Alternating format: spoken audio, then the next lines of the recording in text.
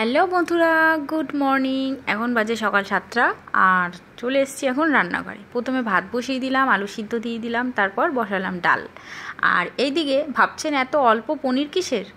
কারণ কালকে রাত্রেবেলা ঈশান বলেছে, মা আজকে রুটি নিয়েছি, কালকে না আমাকে একটু ভাত দিও। আর রোজ রোজ কী দিয়ে ভাত দিই ভেবেই পায় না, তাই আজকে ভাবলাম একটু পনির দিই, পনির করি, সেটা দিয়ে আজকে একটু রাইস করে দেবো।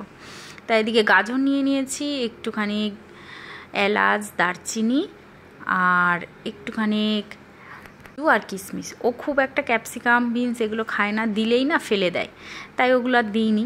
ওগুলো অবশ্য ছিলও না, হঠাৎ করে বললে কি আর হয়। তারপরে করে ফেললাম। ওকে একটুখানি ঘি দিয়ে ভাতটাকে একটু নেড়ে চেড়ে দিয়েছি, আর একটু নামানোর আগে চিনি দিয়ে দিয়েছি। এদিকে টিফিনেও গুছিয়ে দিয়ে দিয়েছি। এইটুকুই খেলে আমি ধন্য হয়ে যাব। আর দিলাম মৌসুমি লেবু।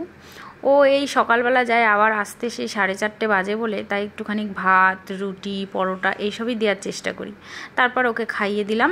ও হাজব্যান্ডের সঙ্গে চলে গেল এখন স্কুলে না, বাসে তুলতে দিয়ে আসতে গেল, এখন বাসে করে যাবে। তারপর ও যতক্ষণ থাকে আমি তখন হুড়োহুড়ি করি, কি করব, এটার পর এটা একটার পর একটা লেগেই যায়। তাছাড়াও আজকে আমার উঠতে একটু দেরি হয়ে গেছে, জল টল খেয়ে এখন বিছনা তুলছি।